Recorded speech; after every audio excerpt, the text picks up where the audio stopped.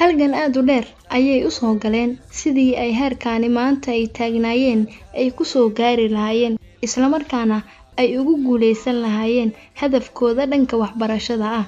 Hase yeeshee qaarkood nasiib uma aysan yeelan inay adduunyada sii joogaan oo waxa ay sababsadeen banaanbixi maanta ka dhacay gobollada dalka iyo weliba caasimadda.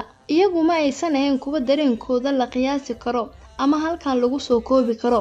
Waxay aad u doorayeen in mar qura uu si nabadgelyo ugu soo idlaado imtixaankii shahaadiga ahaa ee dugsiga sare ee 11kii bishan May isla sanadkan 2019 ay u fariisteen arday ka duwan kuwii hore ugu fariisan jiray imtixaanka. Bal aan dib u milicsano wajiyadii saddexdii maalin ee la soo dhaafay ee socday imtixaanka. Ardaydu qaarkood waxay sameynayeen akhris wadareed waxaana goobaha lagu cibaadeysto lagu arkayay arday aan hore loogu arki jirin oo iyagu ah kuwa aad u fara badan isla markaana aad wax u akhrinayo. Kama marna saqda dhexe xilliga habeenkii markii la gaaro ayay hurdada iska kiciyaan ardayda iyagoo isugu bishaareynaya in la helay maadooyinkii bari la gali lahaa. Waalidiintu waxay duco aan kala joogsi lahayn u duceynayeen dhalintooda oo iyagu ahaa kuwa ku cusbaa imtixaanka dowladda. Hase yeeshee ay tusaale u qaadanayeen ardaydii kaga horeysay ee gali jiray imtixaanka dowladda. Dhamaadkii waxaa ka harsanaa